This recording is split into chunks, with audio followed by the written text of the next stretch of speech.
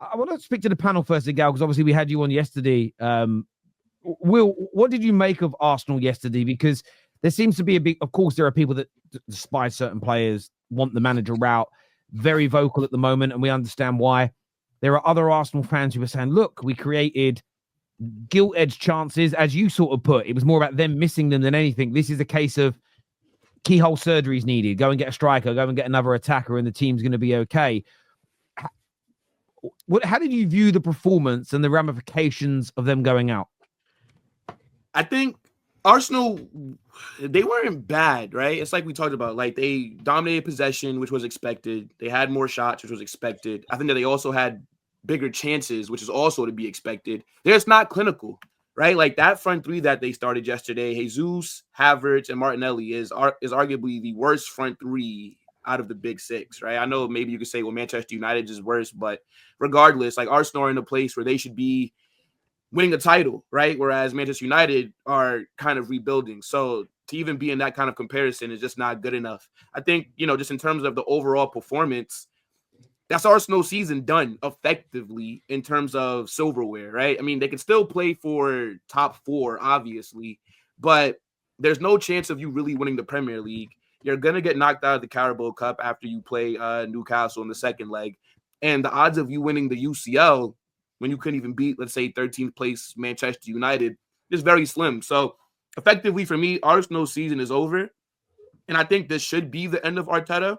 I don't think he should be sacked right now, just because who would you go get in terms of like who's available right now that can push you over the line?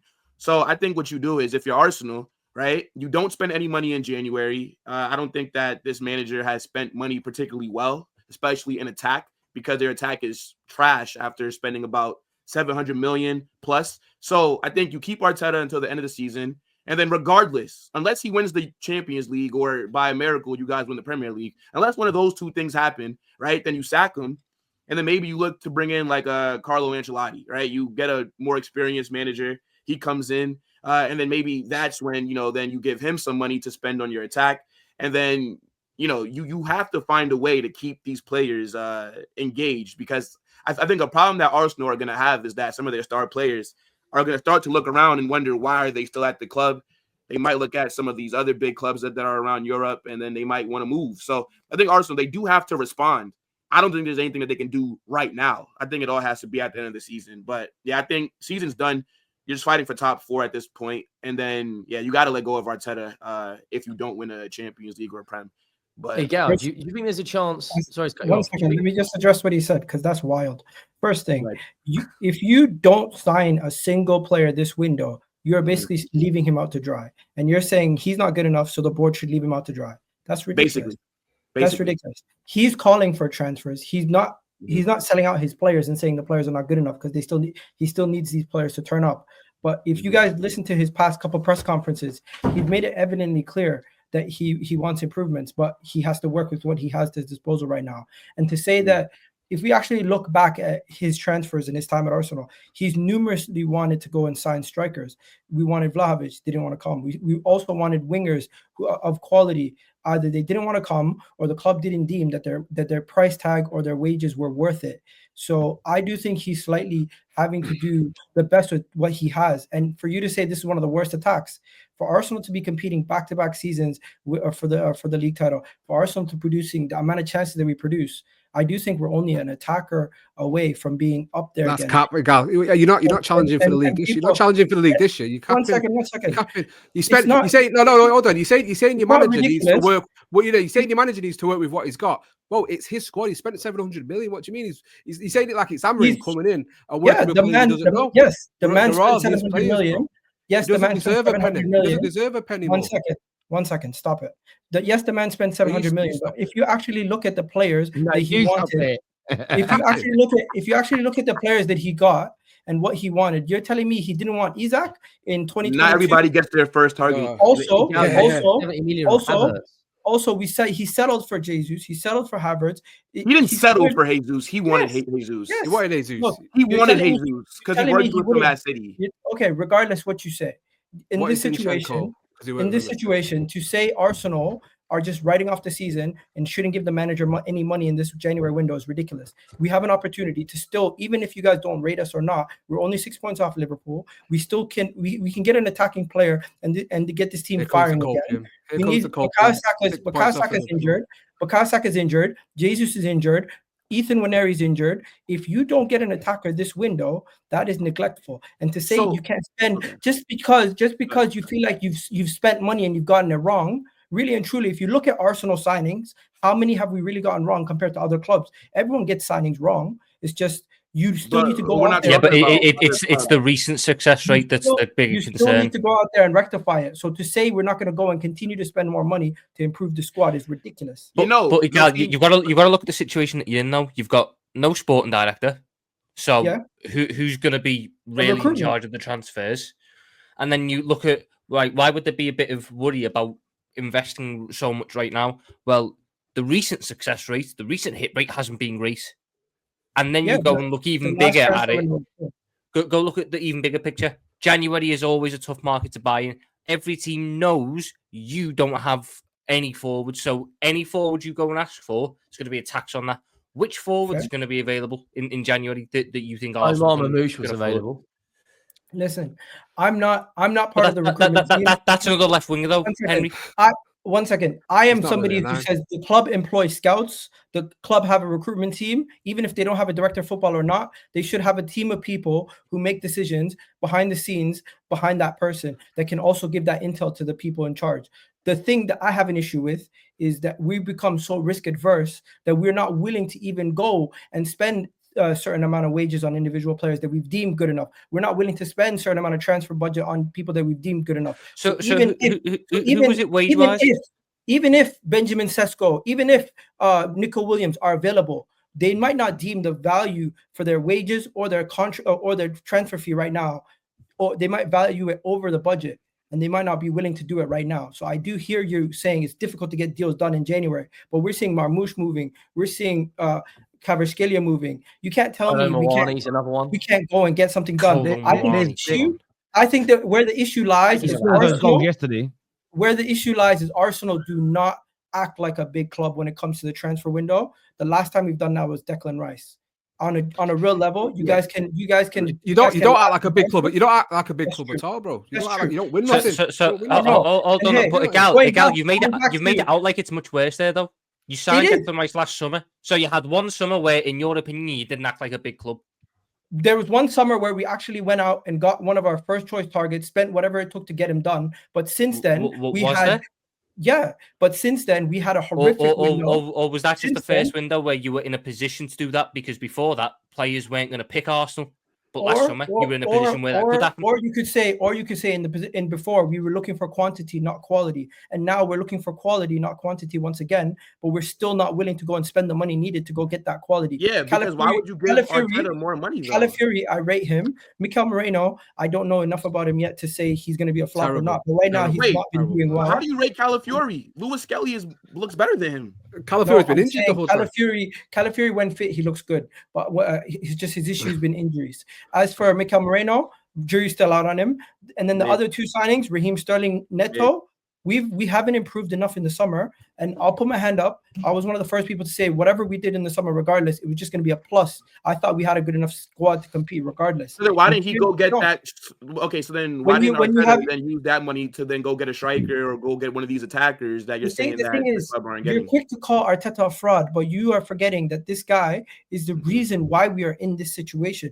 We actually should have won that game versus Manchester United. What's the situation? What situation? But it's a bad situation because you're in a crisis. You're in a crisis, bro.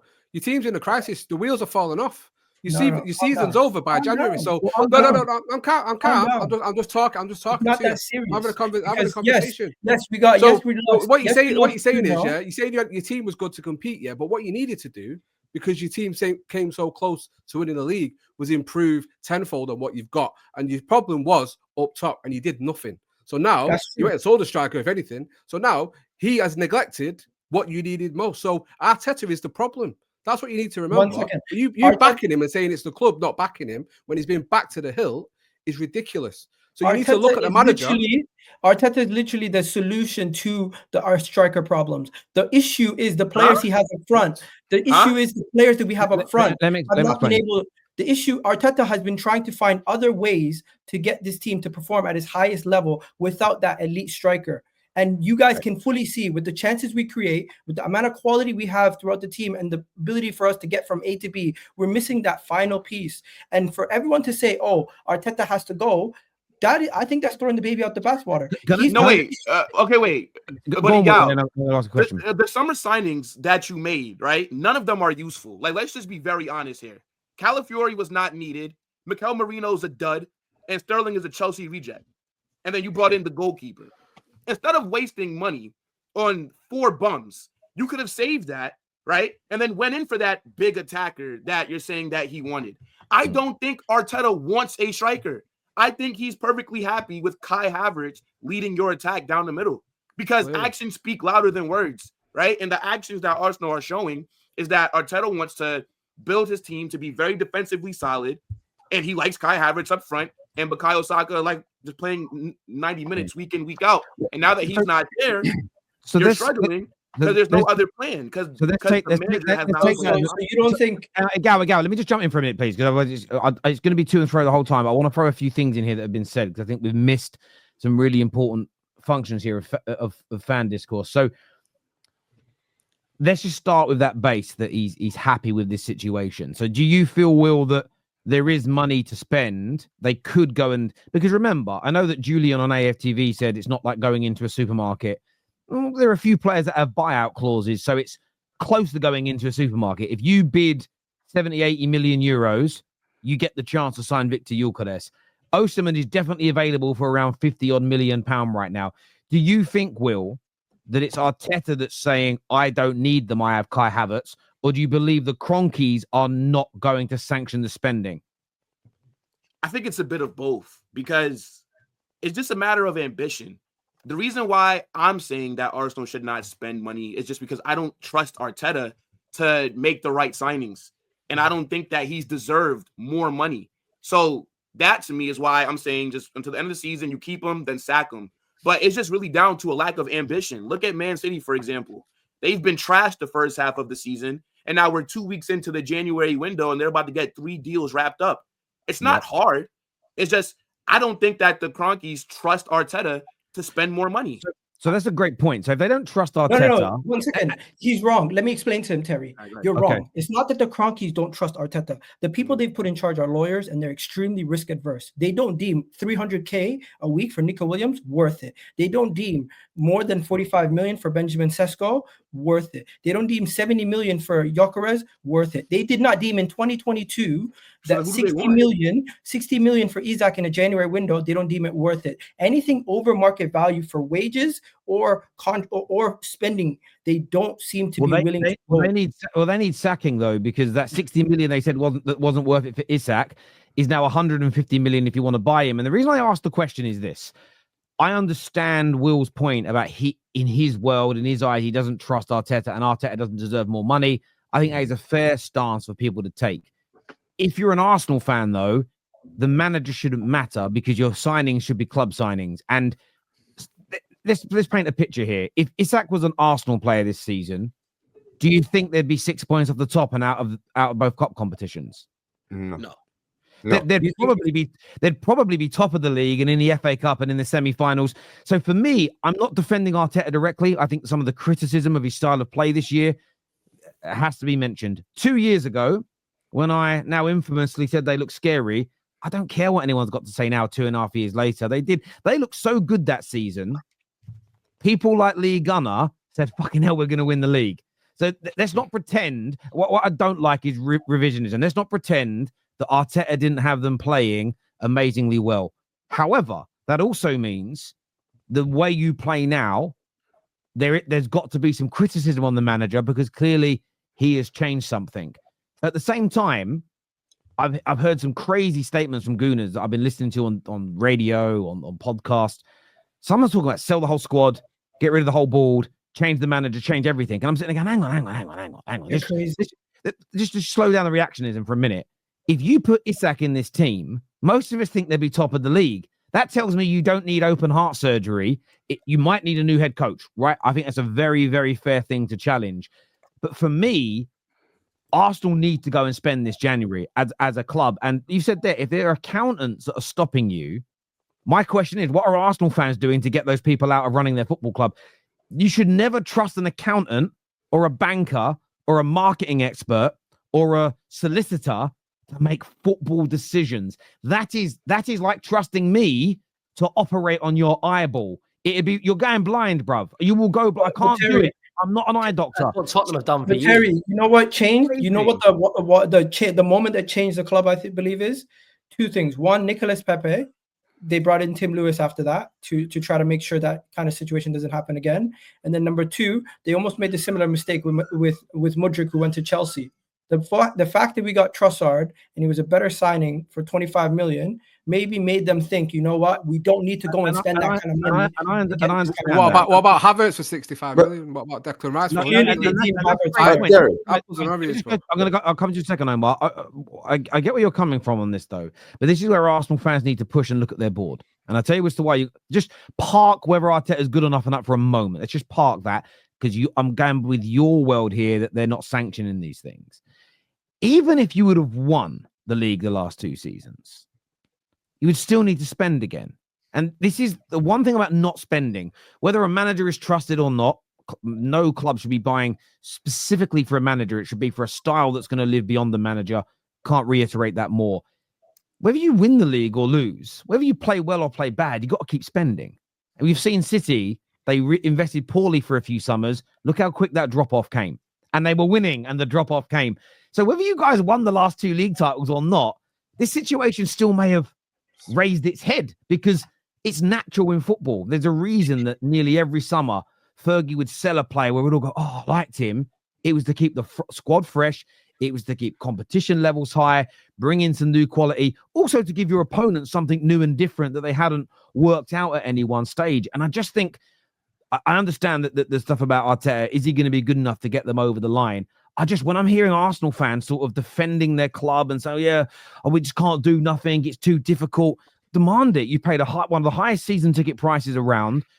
Swiss Ramble did a very in-depth review of your trading accounts, and it looks like you could make 160-something million pound loss this year and still comply with PSR regulations. So I don't know where this notion's coming that you've got no money. And look, some people may think, there might be some Arsenal fans that think, I don't want him to spend. I don't want him to go and get Gyökeres, because maybe then he scores loads of goals and Arteta wins something, and then I'm in the mud. But I don't see why any Arsenal fan would think that. I know most Arsenal fans that are Arteta out want to be wrong. They want to be wrong. They want their club to be successful. Every single gooner should be linking arms, metaphorically, online, in person at the ground, and screaming at their club to spend. Jesus looks like he's done an ACL. Saka's out for a little while longer. Kai Havertz is having a crisis. Martinelli and Trossard have fallen off a cliff in terms of performances. The idea that you've got to risk it for a biscuit, risk a point on the PSR. There should be no defending it. It should be go and spend today. It has to be done. Terry, these guys, you know what? Just let me take a second. Look at the last 2 games. The last 2 games are the perfect example of what everybody's been saying. We've done everything, I think, in the defensive third pretty well. We've done pretty much enough to create enough chances to go on to win that game. If anyone in that final third had any shooting boots on, we at least get more than 1 goal over those 49 chances that were created over the last 2 games.